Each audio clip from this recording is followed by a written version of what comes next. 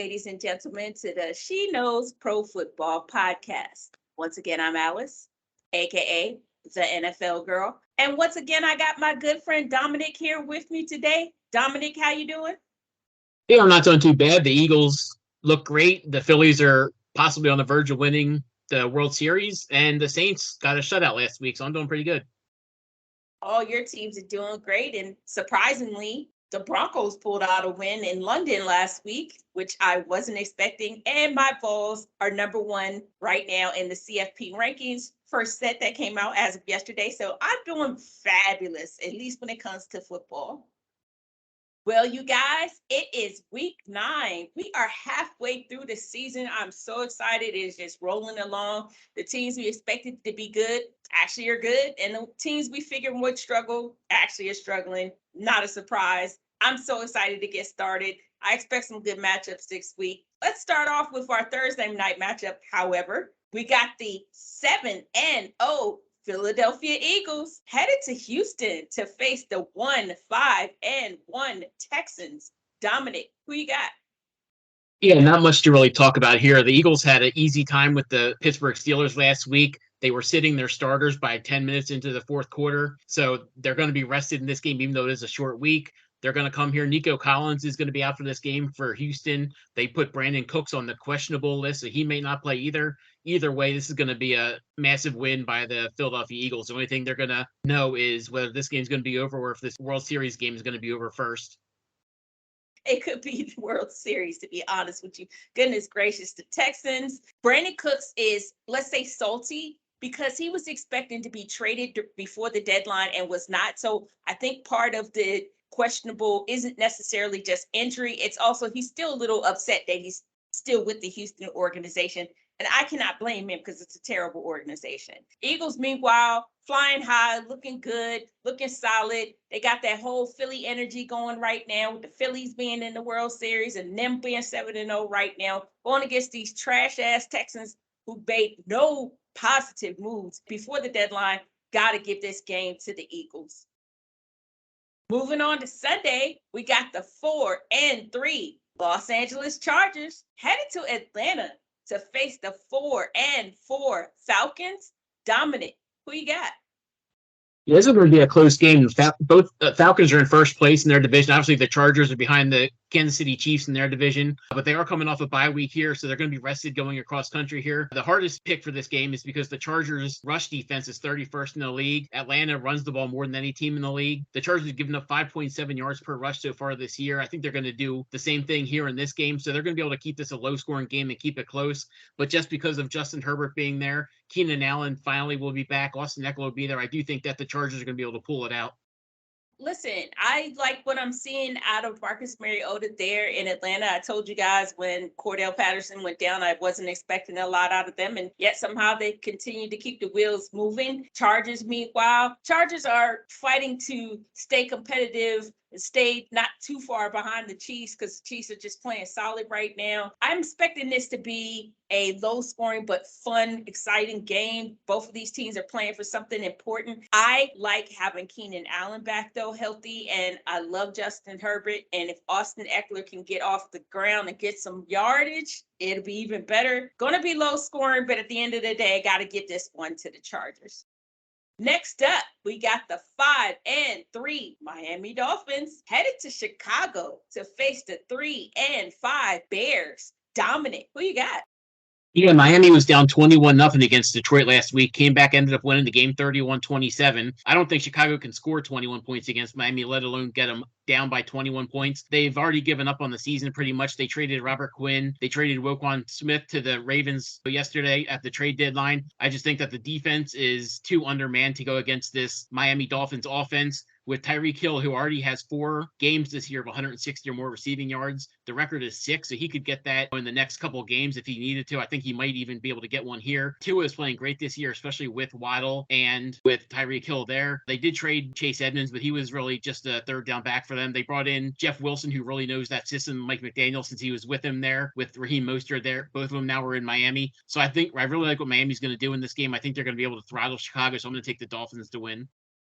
The only thing I will give the Bears credit for is for adding Chase Claypool. I said that I expect Chase Claypool to do well there with Justin Fields. I feel like this particular season, the Steelers really didn't know how to utilize him. And maybe there with Justin Fields, he could become a solid WR2 behind Daryl Mooney. We'll see what happens there. But the loss of Roquan Smith after already losing Robert Quinn is going to be significant for the Bears defense. Meanwhile, Dolphins made hella moves yesterday, and I was impressed by all of them, including the addition of Bradley Chubb and Jeff Wilson. Will those two additions make a difference for them as far as on the offense and on the defense? Absolutely. Absolutely. I am so excited to see what they can do. Mike Gesicki picked up his numbers last week. We're going to have Jeff Wilson there now running the ball in addition to Tyreek and Jalen Waddle. They're going to be fun to watch going down the stretch of this season, definitely giving this game to the Dolphins. Next up, we got the 2-6 Carolina Panthers headed to Cincinnati to face the 4-4 Bengals. Dominick, who you got?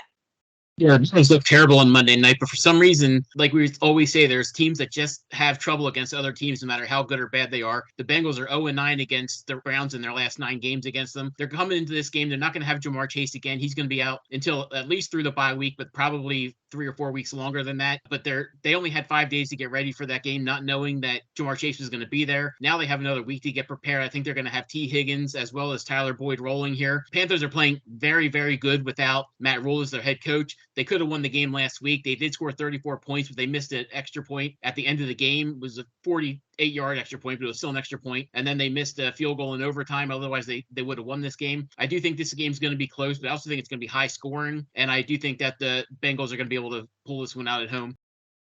Listen, Panthers are playing much, much better with that Matt Rule there. Going to give part of that credit to Steve Wilkes. I'm going to give part of that credit to P.J. Walker because P.J. Walker is a far superior quarterback to either Sam Darnold or Baker Mayfield. Beyond that, can't say a whole lot positive about the Panthers. They're still going to struggle a bit. They're going to be up and down. Bengals just got caught flat-footed last week against the Browns and what the Browns could do, in particular on that offense. Just, my goodness, they were just scoring at will. But I think they're going to bounce back this week. I definitely see them. It's going to be a little bit harder without Jamar Chase. But again, Tyler Boyd, T. Higgins, Joe Mixon in the backfield. Not going to stress over one loss, and particularly to the Browns, who are still struggling. Definitely giving this game to the Bengals. Just feel like they can get it done here.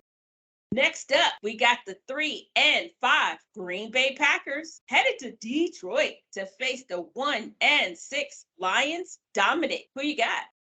Yeah, Lions seem to be giving up on the season as well also. They traded T.J. Hockenson within the division to the Minnesota Vikings yesterday. Green Bay did absolutely nothing, even though they should have gone after, say, Brandon Cooks maybe, or somebody like that, or even Chase Claypool. They weren't able to get a wide receiver. They really needed one, so I'm sure Aaron Rodgers is extremely mad about that, which he should be. They're on a 4-game losing streak right now. I don't think they're going to make it 5 because Detroit, I think at this point, is just playing for draft position. So I'm going to say that Green Bay finally ends their losing streak in Detroit. The Packers, you know what? I'm not shocked.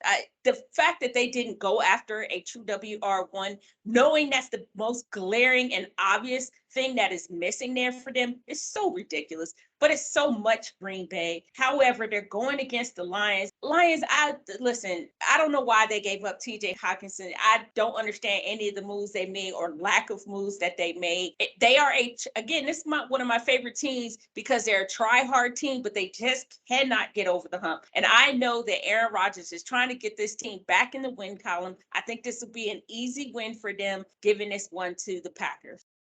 Next up, we got the 3-4-1 Indianapolis Colts headed to New England to face the 4-4 Patriots. Dominick, who you got?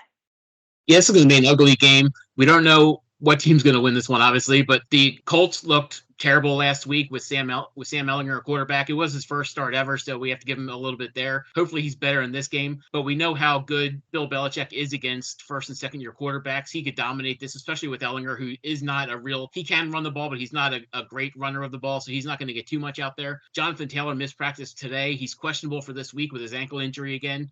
If he misses, we're going to have to see who they're going to put back there. at running back, considering that they just traded Naheem Hines to the Buffalo Bills. So it's going to be tough for them if Jonathan Taylor is not able to play. Even with Sam Ellinger there, it's not going to be great for Michael Pittman as well as Alec Pierce and Paris Campbell. It's going to be a tough game, and I always pick the Colts, and they always mess with me, so I'm going to take the Patriots in this one. The Colts, they're trying. I feel like they're trying in a way. Sam Ellinger, I'll say he's at least better than Matt Ryan. So it's a minor upgrade, but it's still not a great team. And I don't know why. Is it partially because, I haven't had Jonathan Taylor healthy for parts of the season? Maybe. Some of it is just that I don't trust Frank Reich. I was sold on Frank Reich, and now that I'm watching it, I'm not convinced that he's the answer there for Indianapolis. I know they just got rid of their OC. I think that's going to cause somewhat of an issue for them, is the loss of their OC. Now it all falls on Frank Reich. That being said, they're going against the Patriots and Bill Belichick, and he will get his team up to par and play. Going against the Indianapolis Colts, considering they just lost their OC, I'm going to take the Patriots here. They're playing at home. Next up, we got the 6-1 Buffalo Bills headed to New York to face the 5-3 Jets. Dominick, who you got? Technically, they're headed to New Jersey out of New York, but whatever.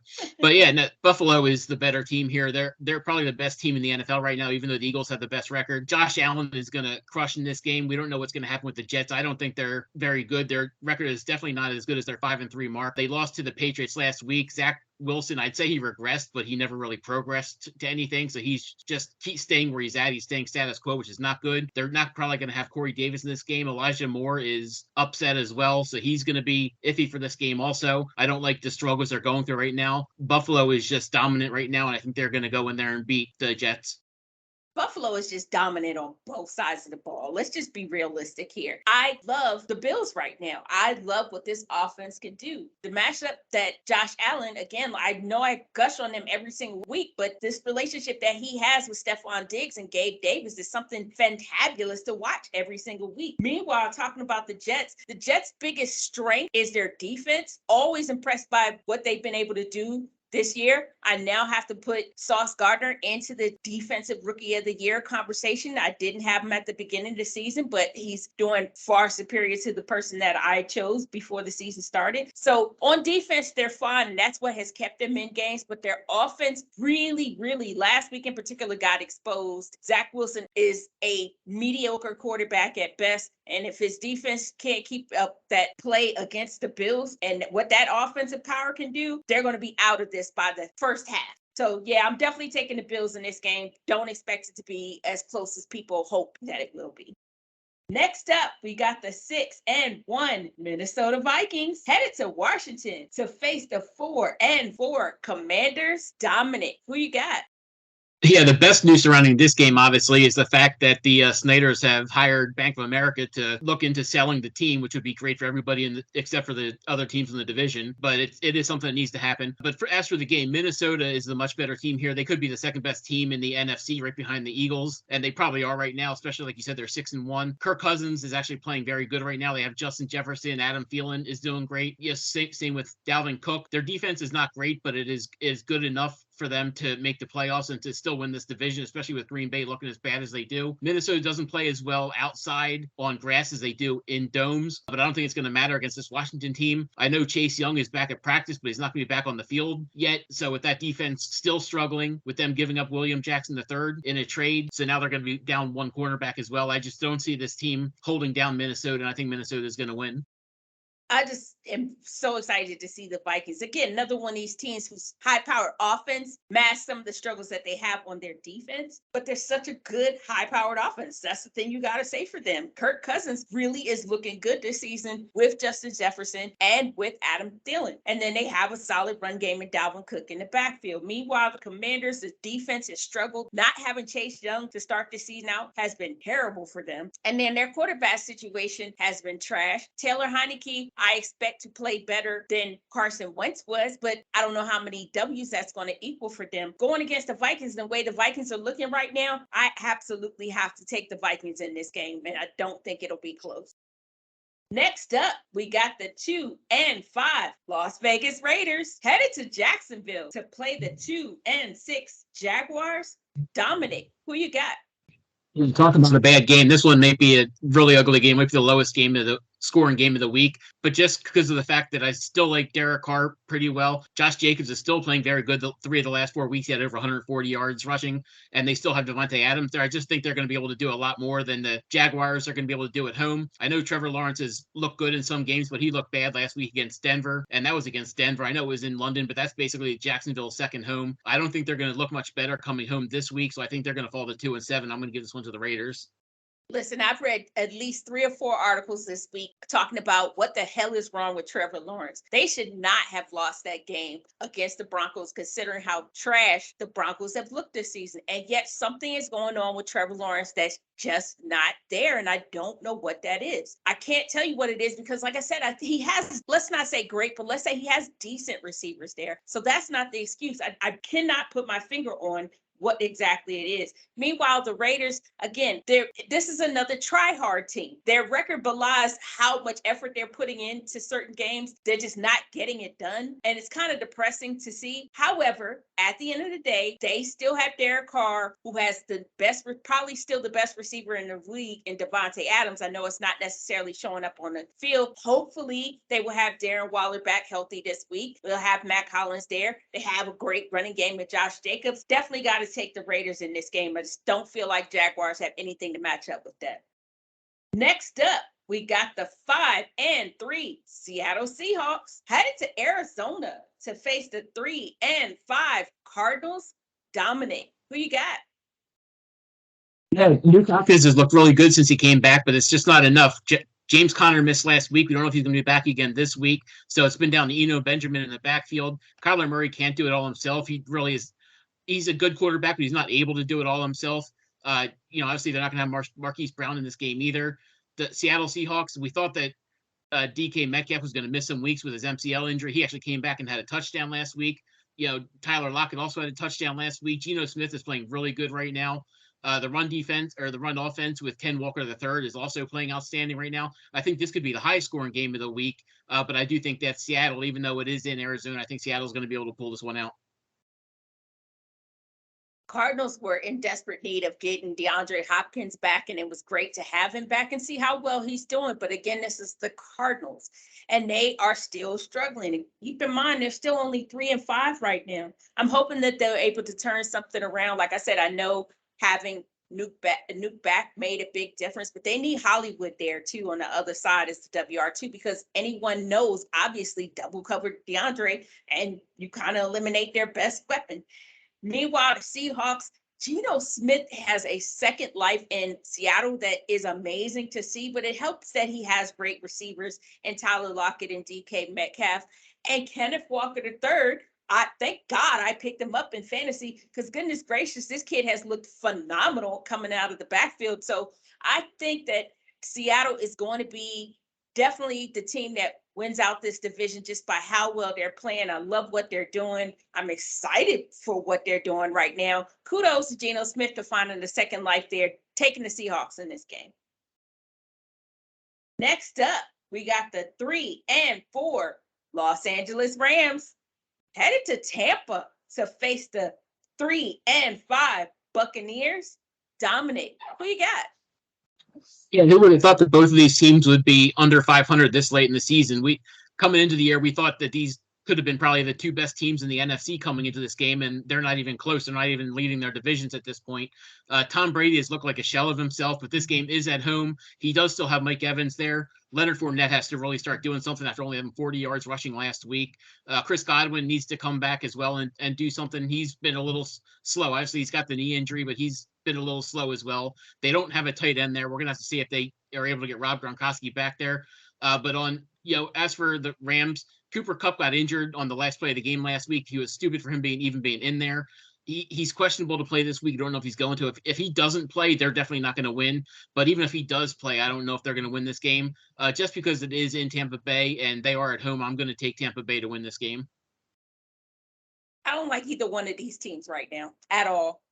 Tom Brady, again, is it the off-field distractions that is making it hard for him to play? His divorce is now final. Will that help improve how he's playing on the field, because at least he doesn't have that weighing over him? I don't know. because it's not like he hasn't still had the same weapons there. Admittedly, Godwin's numbers fallen off a little bit because of the knee injury, but he's there. Mike Evans is healthy.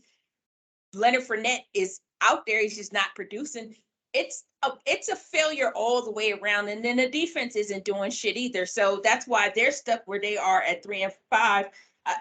And on the other side, the Rams, such a disappointment, but I guess it's that, Super Bowl hangover type thing where you're just not playing well. They did give up a lot of players in the offseason, folks that didn't come back or whatever. And seeing them this season, I know Cooper Kupp is struggling a little bit with the injury. They hope to have him healthy and playing, but they don't really have a run game going on here. And the defense has looked really suspect at times. So disappointed in them. This is going to be probably I'm going to say a low scoring game because they're not getting to these two quarterbacks, Brady and Stafford, are not getting to their weapons. It's not like they don't have weapons. They're just not getting the ball to their weapons. And that's going to continue to be a problem, be an issue. At the end of the day, coin toss here. I'm going to give this one to the Buccaneers. They're at home. Next up, we got the 5-2 Tennessee Titans headed to Kansas City to face the 5-2 Chiefs. Dominick, who you got? Yeah, say it with me, people. Andy Reid off a bye. He's amazing off a bye. So far in his career, off a bye week, he's 19-3. He's coming off a bye week last week. The game before that, they played against another team in the 49ers who wants to run the ball quite a bit, and they beat them 44-23. This is another team in Tennessee that's going to want to run the ball. They're not going to be able to. They're going to get down quickly. They're going to get down, big, and they're going to have to throw the ball to come back. And when they do throw the ball, it's going to be Ryan Tannehill throwing the ball, which is never good. So the Kansas City Chiefs could easily get some, turnovers in this game, possibly a pick six. I just don't like what I see out of this Tennessee team. I know right now, if the season ended, Tennessee would actually be the 2 seed. Kansas City would be the 3 seed, but Kansas City is a 12.5-point favorite coming into this game. That just tells you what everybody thinks of Kansas City and what everybody thinks of Tennessee in this game. And I'm not saying this to troll you, although it works in both ways, but I think the only thing I have to decide this week is who's going to lose bigger, the Tennessee Titans or the Tennessee Volunteers. Ooh, shots fired. I hear you right now. However, I'm going to stay focused on this game. Listen, Titans, I love Derrick Henry. That's it at the end of the day. And Derrick Henry is what's keeping them in games. If you have to lean too much on Ryan Tannehill, he's not going to get it done for you. So long as Derrick Henry is healthy, that team will do moderately well. And so that's what I'm going to give to them here. But they're going to Kansas City to face the Chiefs. And the Chiefs are just, again, I always say it, playing at Arrowhead. Arrowhead is one of the toughest stadiums in all of sports to play in, let alone the NFL. They're just another level team. And right now, this matchup, in particular, he has with Travis Kelce, is looking spectacular.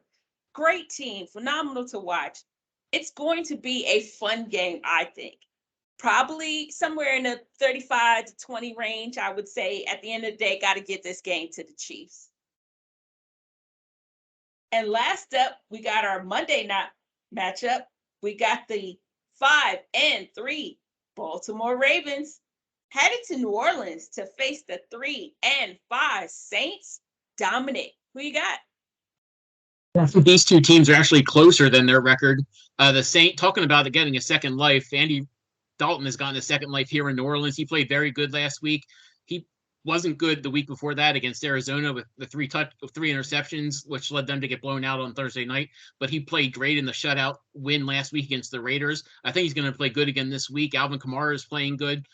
Michael Thomas, hopefully he's back. We'll see. He wasn't back last week. Hopefully he can come back this week. Jarvis Landry was out again last week. Marcus Lattimore was out again last week. If Lattimore comes back, the defense can get even better. Baltimore has gone out big on teams, but then they've let teams come back. I believe 5 different times this year or something like that. They've let teams come back from 10-point deficits. Obviously, they're 5-3, which means 3 of them they've lost those games. I just don't think that they're a very good team right now. I know that Bateman is going to be out for a while.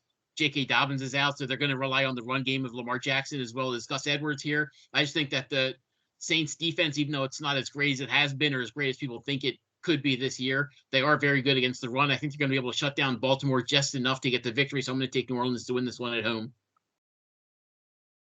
Ooh, good pick. You guys, the Ravens, again, I still believe that Lamar Jackson is trying to play up to an MVP level. He just needs the weapons around him to respond in the same fashion. And they've run into some injury bugs, in particular in their secondary. And that's been kind of an issue for them. Saints, meanwhile, are playing better than their record. This team has actually been struggling in their offense. However, Alvin Kamara finally stepped up last week. Hi, Alvin Kamara. Welcome back to the NFL. Haven't seen you in a few weeks there. Glad to see you play and actually catch some touchdowns. You guys, it's going to be a fun game because I love both of these teams. And this is a really tough one for me because I really want to see Alvin Kamara do well out there more than I care about any other player on that field. However, I want Lamar to really force Baltimore to have to put up or shut up when it comes to him. And it's only going to get done if he continues to keep rolling and winning games. I know they got issues in their secondary, but I just feel like Lamar is going to have just enough to get it done over the Saints, giving this one to the Ravens. Well, you guys, that's all of our matchups. Dominick, give me one start and one sit in fantasy. So I'm going to give you some at the same position. I'm going to give you a running back. To start, like I said, the Chargers have given up 5.7 yards per carry against the running back. We know that, the 31st in the league in run defense. They're coming off a bye week, but they're still going to struggle in that aspect. They didn't fix it in 1 week. Joey Bosa is still not back. He's got an extremely bad hamstring injury, so he's not going to be back for a while. So they're still going to struggle. So I really like Tyler Algier for the Atlanta Falcons in this game. I know Cordell Patterson's not back yet. He is practicing. He'll be back in a couple of weeks. But for this week, I really like Tyler Algier going against the Chargers in your running back 2 spot. As for somebody I would sit, it's going to be another running back. Like I said, the Eagles' run defense is great. They just got Robert Quinn, who's really going to even help even more in the run defense. They're going to be fresh this week. They're going against a Houston Texans offense, which is not great. The offensive line there is not great, even though they've spent first-round draft picks and made trades to get it better. It's still not good. I love Dameon Pierce, but I do not like him this week. He's probably the best rookie running back right now. Kenneth Walker's coming up there strong, but I think right now it's still Dameon Pierce. But he's not going to have a good week this week. So I would not expect a lot out of him. If you have to start him, just don't expect more than maybe 60 yards, and you'll be lucky to get a touchdown out of him. Well, you guys, that's all the time that we have today. Want to thank everybody again for listening. Be sure to follow me on Twitter at TheNFLGirl320. Dominick, where can they follow you? You can follow me on Twitter at EnvisionFF. You can read more of my thoughts on SheKnowsProFootball.com. Dominick, where can they read your work? You can read my work on PhiladelphiaEagles.com, The Athletic, and SportsbookWire.com by USA Today. That's all the time we have, you guys. See you back here next week.